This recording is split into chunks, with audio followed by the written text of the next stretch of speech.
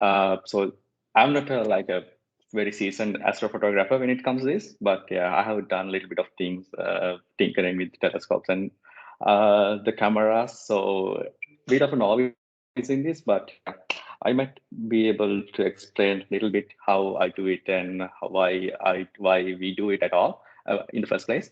So yeah, so from that, I think let's kick this off. So astrophotography is actually about photographing the astronomical objects or the events which is happening in the space to be in this space actually. So the first time I stumbled on this word, I was even wondering whether it's actual word, but apparently it is. So yeah.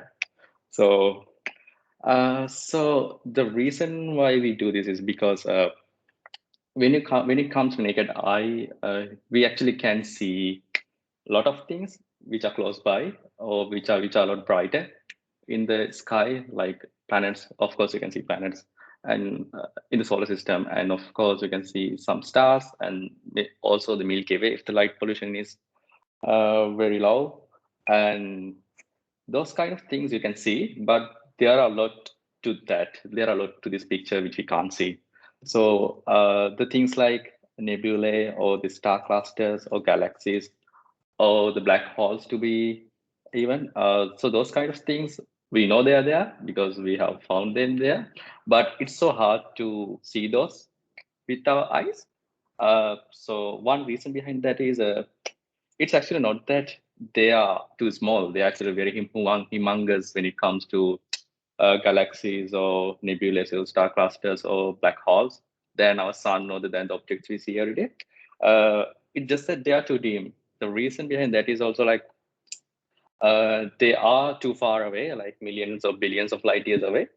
And like we know, we see things when the light reflects from those objects, but and the light reflects from all the sides of the object. And if we are so far away, we only see like a little part of those lights or little part of those photons from our eyes. So that's why they are too dim, and that's why it's really hard to see them. So, for example, I'm just trying to say that if you even point your telescope into the Andromeda galaxy, so this is what we have seen, or this is what we have seen in the books or the pictures over the internet. This is how the Andromeda galaxy look like. But if you actually point your telescope or whatever the magnification device to that galaxy, you won't see this. You will see a blob of stars scattered in this shape, but that's about it. Uh, yeah, the reason behind that is like I mentioned, human eye can't actually capture capture light over a long period. So that's why actually we need something called astrophotography, because with a camera we can actually gather light for a long duration of time other than like few seconds with our human eye, so we can catch more light for that. So that will paint actually a more accurate picture of that object we are seeing. So that's why people have like people we need astrophotography as a whole, because if you take all the biggest telescopes in the world, they are not made to like view objects with eyes. They are made to capture objects with cameras and sensors.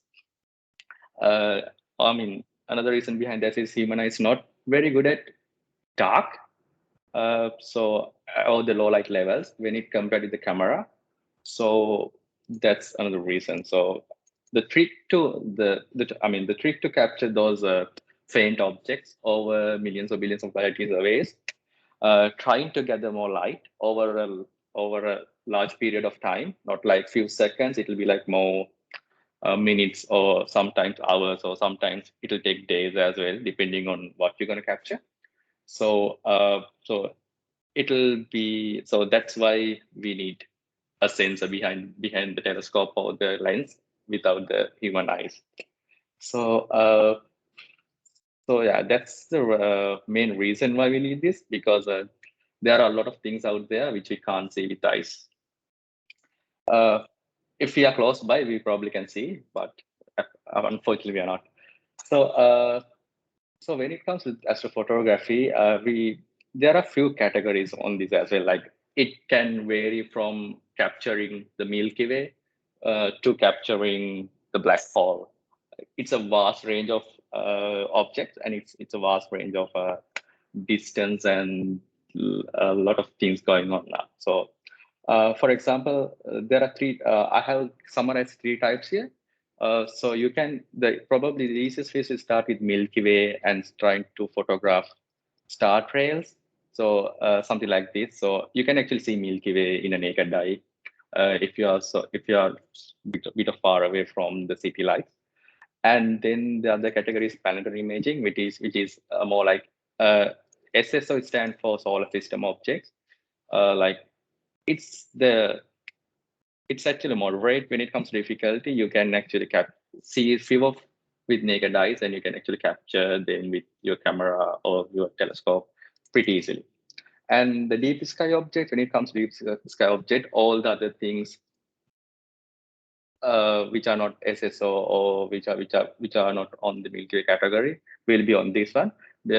So deep sky in the sense like they are too far away and the light we gather is too faint. So we need a pretty advanced setup when it comes to capturing those things. So this is a picture of a nebula. Uh, I'm not sure what actually this is the name of this, but yeah. So you can see the gas clouds, and you can see some stars here and there. So this is actually, I mean, this picture should have taken hours to capture. Instead of like these things, we'll only get seconds or minutes to capture. Uh, so yeah, let me try. Let Can me I just ask a quick question about that? So yeah, cool.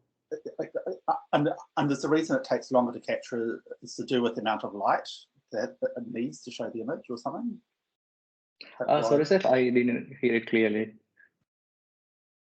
Yeah, so you said that for the deep space objects it takes longer to get the photo. Mm-hmm. Why is that? Is that because I was just thinking, is it because the light isn't as strong, so it needs to be longer? Or? The main reason behind this is like because they are too far away. And if you take even like a star or a planet, I mean, let's take a planet. So planet doesn't emit light; it just reflects light from something. So in a way to see that planet, there should be a bright object nearby, or there should be so light should come, light or the photon should come from that planet to our eyes. And also with the distance, like when we know like when object reflect light from all of its surface. So it reflects light from all the sides.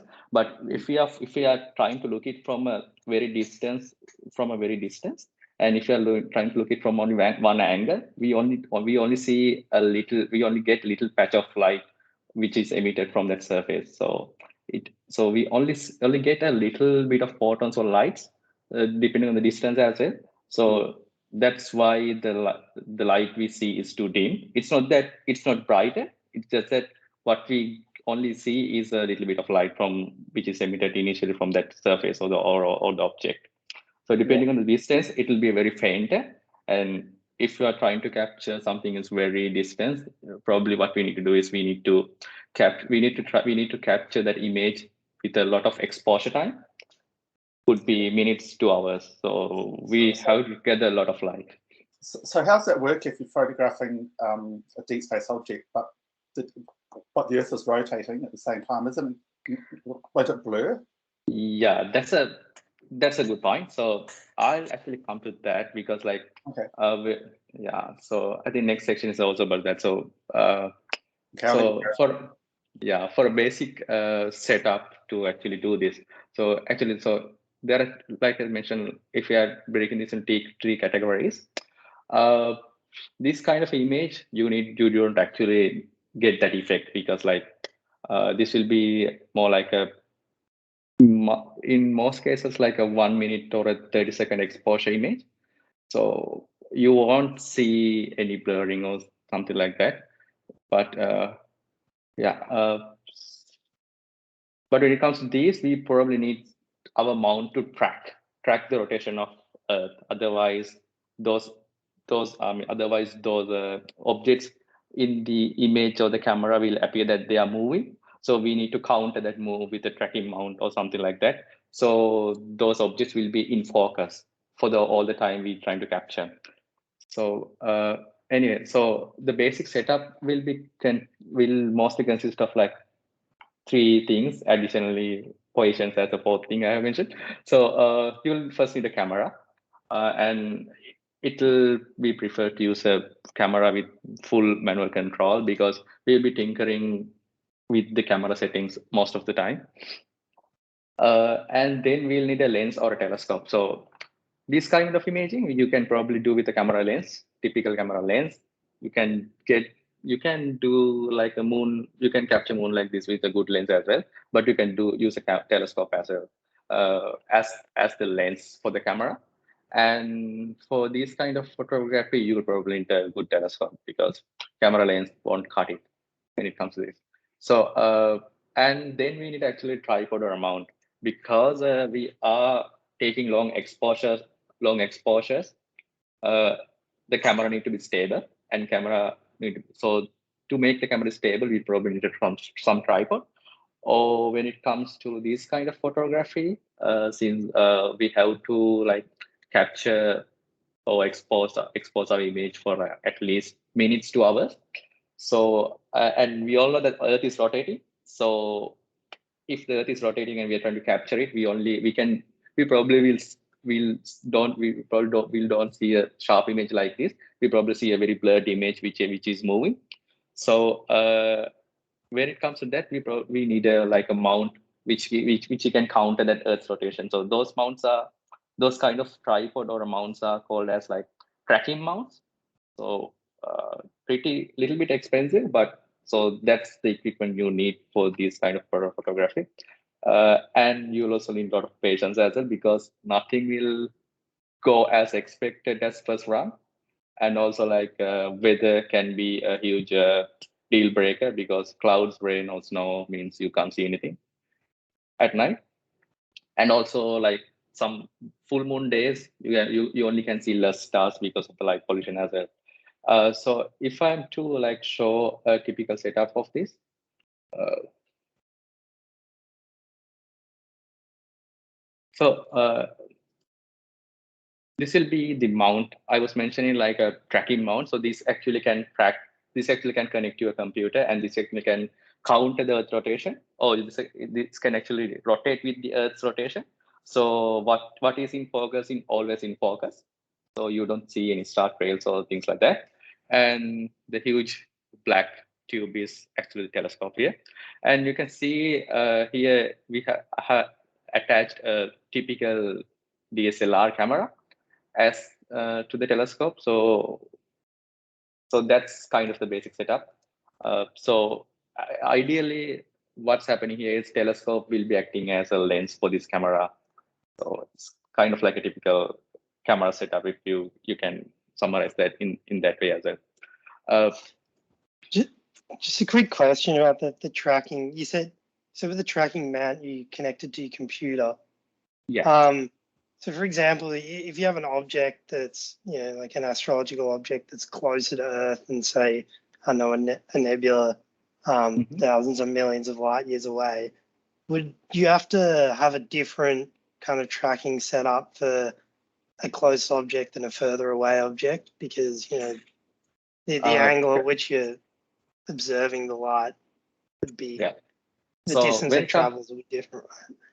Yeah, that's true. So when it comes to very deep sky objects, we probably don't need to adjust the tracking configurations because we can assume that it will stay static depending with compared to Earth's rotation. But when it comes to moon, the close objects like moon, the planets, we have to actually adjust the tracking setting because like Earth is also rotating and the moon is also rotating and those planets will be also have its own path as well.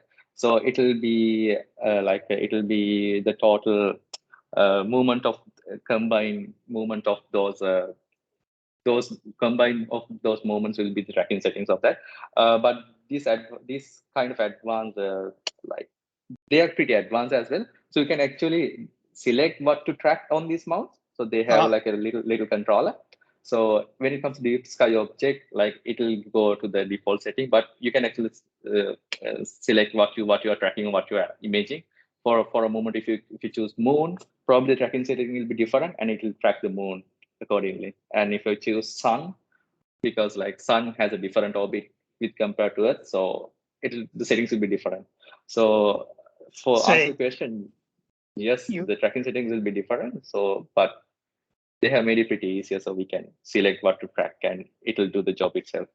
so you don't need to like code in different, orbits, constants that like define the orbits of different planets in Yeah, the solar system.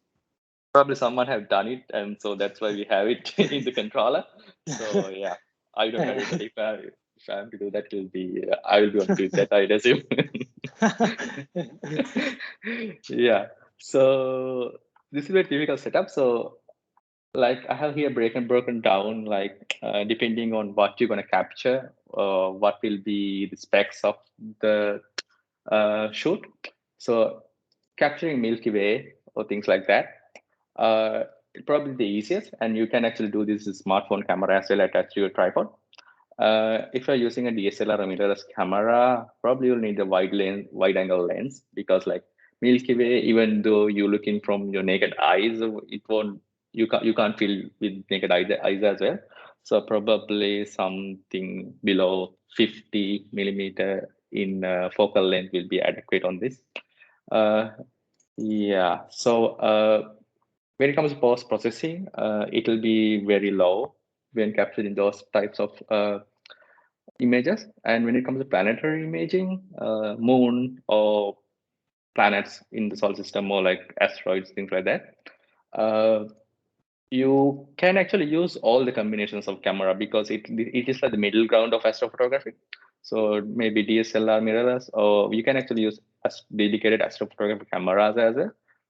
So dedicated astro cameras are something like this. So you just directly attach this to telescope, like I showed here. Uh, there's yeah, there's one here as well.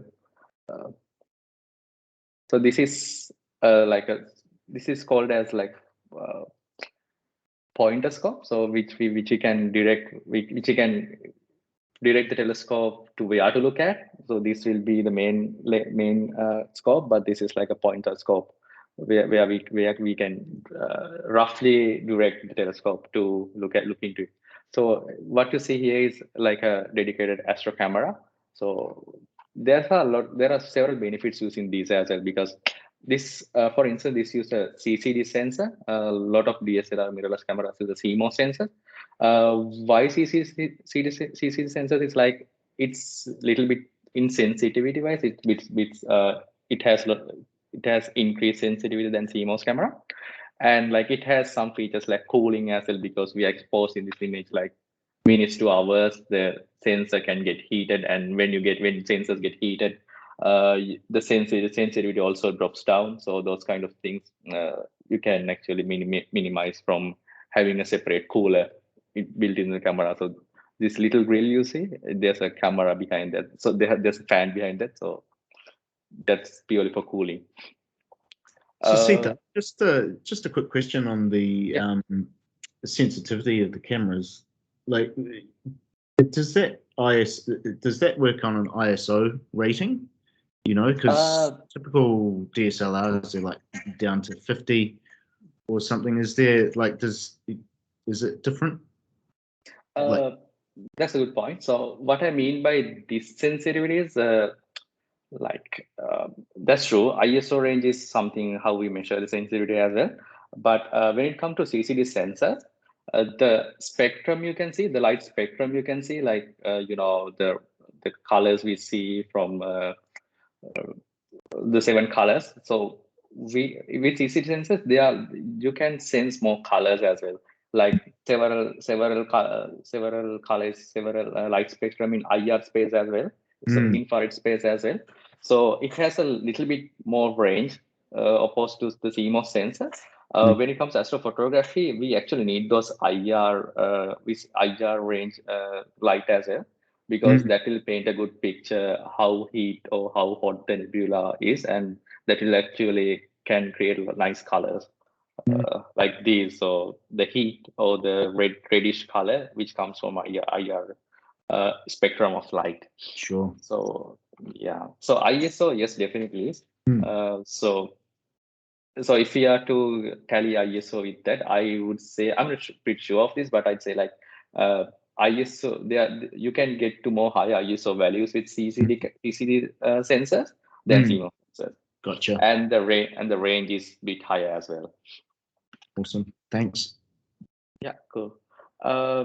So we probably need a good mount with this, when it comes to planetary imaging, and yes, because like if you're capturing some object like Neptune or like Saturn, it's a little bit of distance, like 6 million kilometers. This is like 6 million kilometers. So once you zoom in, you see that object is fastly getting out of focus with the telescope you have pointed to. So you have to counter that movement with the Earth's rotation. So we need a tracking mount with this, actually. Yeah, when it comes to DSO, the all other objects, these are the probably things we can capture. These are the things which we have found out, but there can be a lot more. Galaxies, nebula, star clusters, you can probably capture those in your backyard if you have this equipment set up. But black holes, I think we only world has only one image of a black hole, so it's pretty hard to capture. So when it comes to camera, when capturing these things, you probably need a good mirrorless or DSLR camera or a dedicated astro camera, because like I said, the heating will be an issue, and also sensitivity could be an issue, and things like that.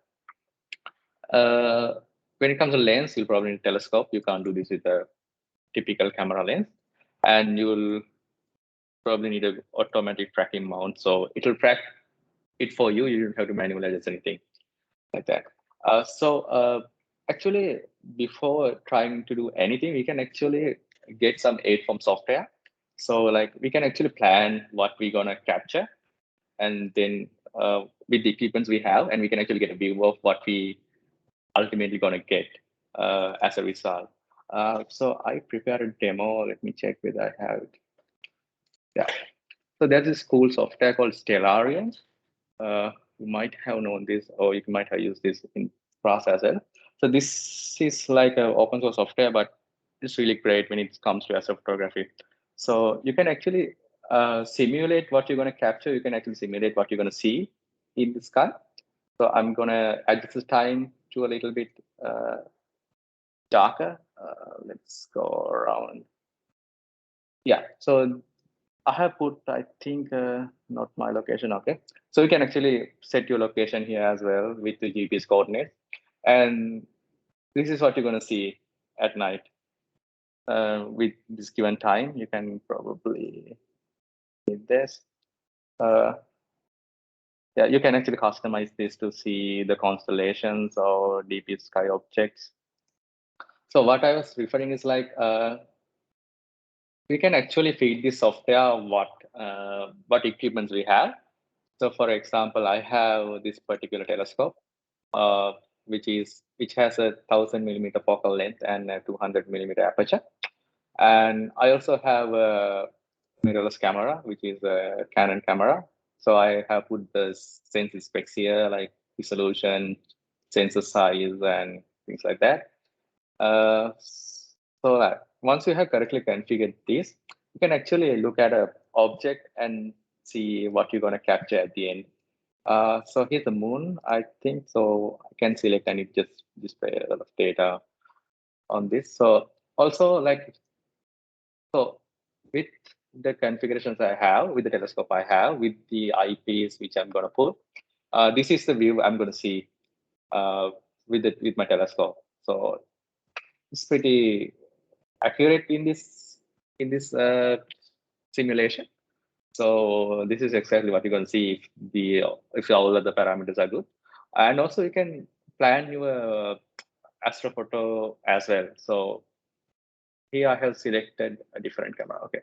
So here I have selected my camera as well. Here I have my telescope configured and selected. So if I'm going to capture moon with my mirrorless camera and this telescope, this is what I'm gonna capture. The only thing this doesn't show is how much you should capture this image for, because like I said, like we need to capture for a long amount of time. So that's we have to like find it ourselves. So with objects like moon, it won't be much because they are pretty brighter and they are pretty close by as well. So probably like few seconds or like few milliseconds. But if it comes to like, let's select something.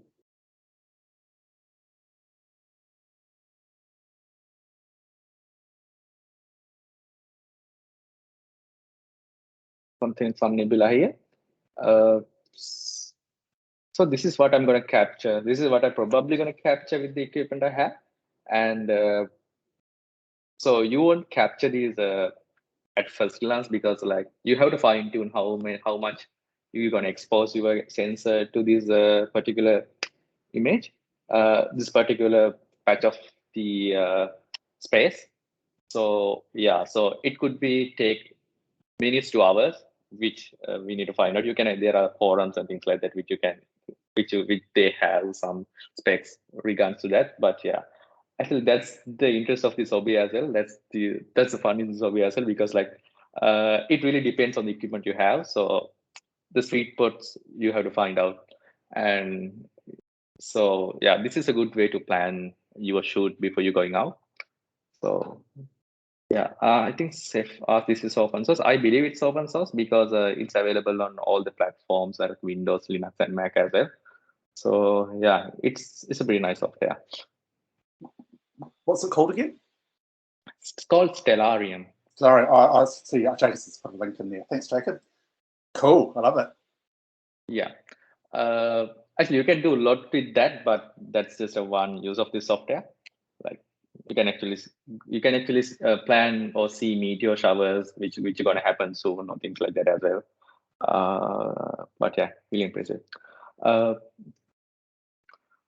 So yeah, so here I have outlined the techniques how we're going to capture those particular images. With Milky Way images, probably short exposure, on a tripod, 3 to probably few seconds, I'd say, but really depends on what you're going to capture. If you're going to capture a tree with the Milky Way showing, probably it'll be different. Probably you need to take two separate pictures with different exposures. But yeah, so when it comes to planetary photography, you can do short exposure, but it won't give you the sharpest image of those planets. So there's a different way of capturing that as well. So like since the planets are a little bit closer to us and they are pretty brighter, you can actually capture a video of the planet like for 5 minutes or 10 minutes.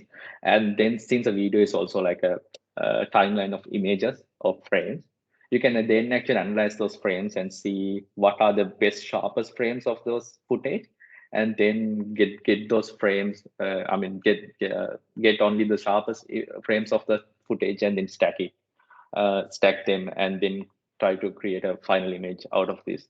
I probably had something I have captured in past. I'll just yeah. So this is my attempt of trying to capture Jupiter. So I have gone with that method. So it's like you are capturing a footage, video of the planet you're gonna or the object. So you can see that it's really not that sharp when you are looking through the live view, or when you are seeing in the video. And if you're gonna capture a one frame of this, like if you're gonna capture a single shot of this, you'll probably get an image like this, which is not sharp and it don't show much of details. So the technique I mentioned is like you capture this whole footage and then analyze each frame by frame. What are the best sharpest frames? We actually have software. I'm not doing it manually, so I use the aid of software. So things like this, I think a little bit sharper, but that frame is. But yeah, you can see, and you can see that it's like fluctuating here and there. That's because not because of the like rotation of the Earth. That's actually because of the quality of the air density. Because the how the density difference of air will appear, how the light reflects or refracts. So ultimately, it translates to this, like you will get a shaky image, shaky footage like this. So anyway, we can actually post process it. So I have captured the like few footages of this, and they are kind of very heavy as well when it comes to size. So around 30 seconds of footage will be around 1.5 gigabytes. So what I do after that is I analyze all the frames, and then I analyze the best frames out of that, most sharpest frames out of that, and then stack them into one image. So yeah, so these are kind of results I tried. So here I have like tried only 20% of the best frame, 30%, 50%, and 60%. So the resulting image will look like this, which is more sharper and which is more actually, which is more like a, which actually can show some details. So if it's not actually black and white, I think this file, so this is the resultant image, which is actually not black and white. I think the reason behind that is this format. Apparently Windows does not, oh, it's AVI, okay. Yeah, probably something wrong with the player actually. It's not actually black and white, it's a color camera. Okay, yeah. Because when you see the NASA photos, it's kind of orangey brown, isn't it? Yeah. So this is the resultant images of this, all those pictures, all those footages, I would say, around like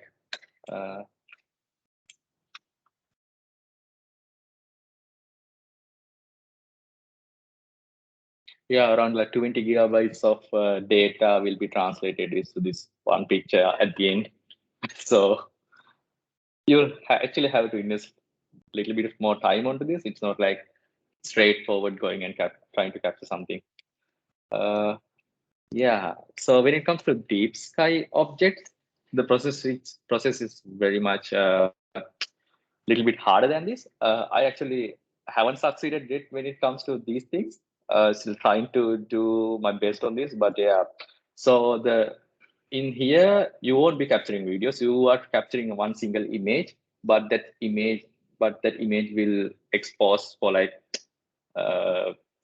more than few minutes to hours. So what you do is like you try to capture like 30 minutes frames of the same object over a span of time, and then try to stack these into one image and get get the details out of it. So I mean, that's the basic way of doing astrophotography in the 3 different categories.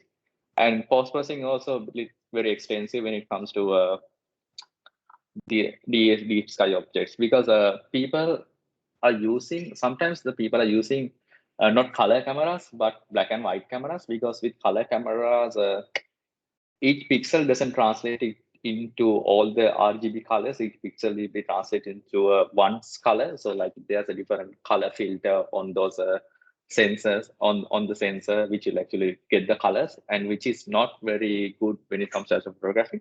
So what they do is they use a black and white camera, and they use a filter wheel like this. So they capture one color at a time.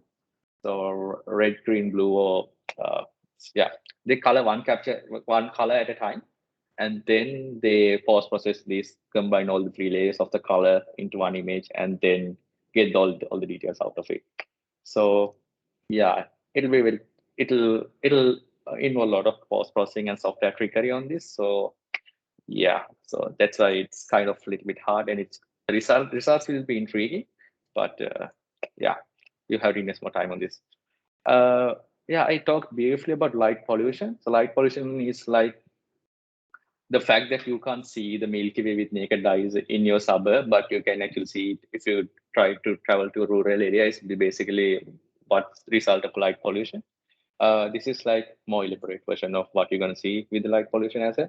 So like I have experienced this myself as well. So I'm currently in like this kind of area, which is a suburb, which is not the inner city. You can actually see some of the stars, but not all the stars.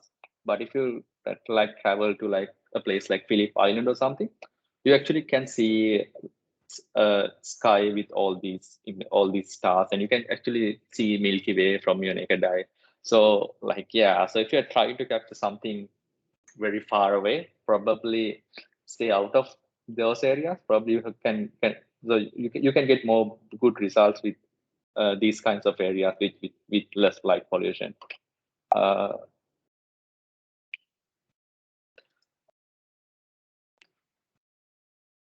Safe to answer that question. So I mean, some people try to capture light with different wavelengths as well. So like I mentioned, some people try to capture only IR bit first, only infrared bit first, and some only red bit first, a little bit later, and green bit and things. Those. So like what you can do is with filter, you can actually isolate a spectrum of light, and then you can post process it and stitch it together later. So basically, to produce a color image, we need three, but like some might like to capture some additional wavelengths of light, and then they might use it for like populate more colors out of these. Like for example, if you get more infrared emitting from some areas, you can probably color it with the red hue. So the results will be a little bit intriguing. So yeah, so make sure the light pollution is lesser if you are starting with this, because it can really produce good results. And here's like some few collection of some captures I have done. Not sure whether you can see this properly. This is, yeah, I can see it. Okay. Yeah, this is a photo of, I'm not sure the screen share will be like pixelating some of these objects, some of the details here. But yeah, this is the image of Milky Way, which I actually try to capture uh, with a smartphone camera on a tripod actually. So you can actually see the pattern of the Milky Way here, and the stars, and then some nebulae here and there as well. I think the image quality will be different when you are like when I'm screen sharing, but yeah, it has some details over the Milky Way. And the best part is it's captured using a mobile phone, not with a not with any good camera. And yeah, this is a moon I try to capture. It's also with a smartphone camera attached to a telescope. So you can actually attach your smartphone camera to telescope with the adapter, and like then try to capture it as well. This is like a face of moon. You can actually see some craters as well here. And yeah, these are some plants I captured with the technique I mentioned earlier, like trying to capture a footage of span for like a few minutes, and then try to stack it together. So those are the results I got. Yeah, and this is like a generic image. I try to capture a Milky Way with a tree on my backyard, but wasn't much successful because like obviously because of light pollution, you can see the star trails of the Milky Way, but yeah, you can't see this much of definition. Yeah. So yeah, so that's my current progress on this. But yeah, I'm still like trying to come into this category. So yeah, it'll take some time, to be honest. So yeah, that's my brief on astrophotography. So if you have any additional questions, yeah, I'll try to answer.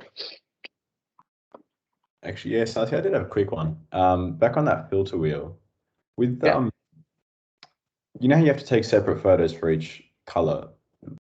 Obviously, that spans across a decent amount of time. How do you account for both planets moving? Like, wouldn't that have make some issues with clarity?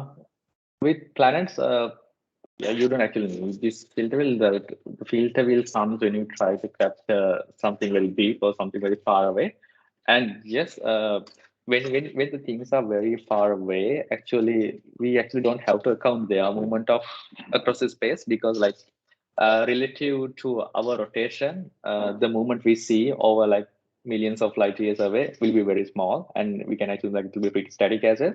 But we can actually say what we're going to track in the mount, because like those mounts are pretty advanced now. So actually it will, I hope like it will calculate most of those movements and rotations by itself, and then give us accurate results. And like there are actually different ways of tracking that as well. I mean, when it comes to this category, so here you can see I have a different another scope here. So this actually can use to do some like a feedback loop tracking.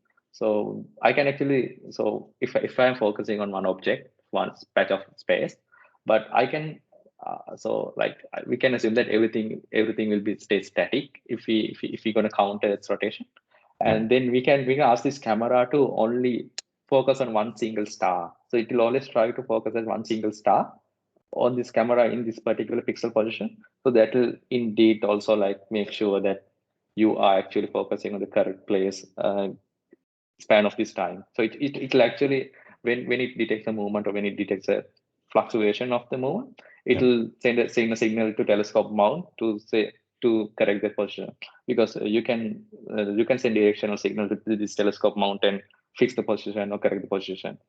So it's kind of like a what do you call? I can't exactly remember the name for that, but like yeah, it just measure it from the camera and then send the signal back to telescope. Oh, you have moved a little bit, move it back. Yeah, gotcha. Cool. Yeah, cool. I just had a question. You know how you had so you had the AVI files, where you had like a bunch of photos of like the like Jupiter or something, Yeah. and you said that you've removed some of the ones that weren't as clear, but then you said that you stack the images on top of each other. Do you have to do that manually, or is that kind of like, is there a software that just I mean looks at the shape or something and then a lot of things are automated actually, so that I use a software for that as well. I think the software I use for that is this. So for an example, like this software I use, actually this actually does it pretty good. So yeah, the technical I explained actually does it on by this software as well. So for a demo, let's maybe give this image.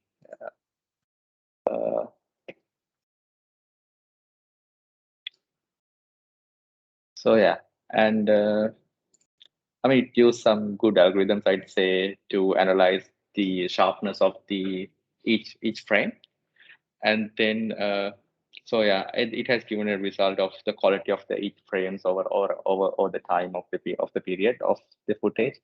And then probably I can actually then specify the area I'm interested in this footage. So like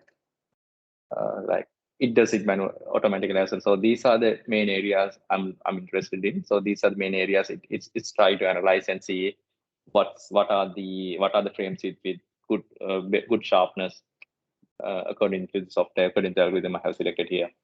And then actually you can stack it here. So it's built. It's actually somebody in sense like this developer has built this software itself, kind of as a photographer and developer as well.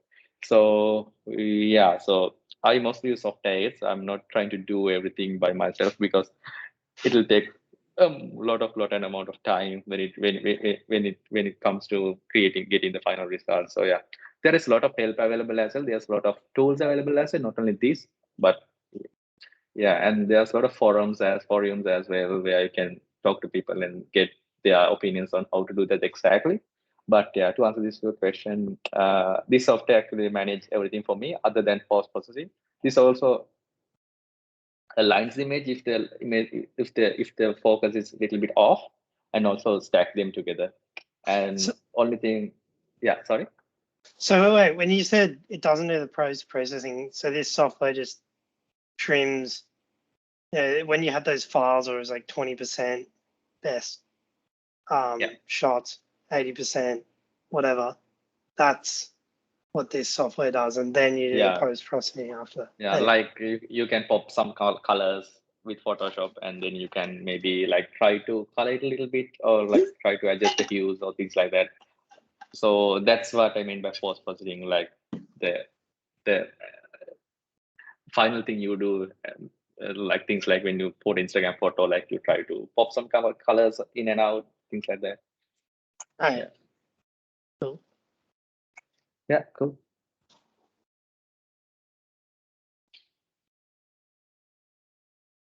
Yeah.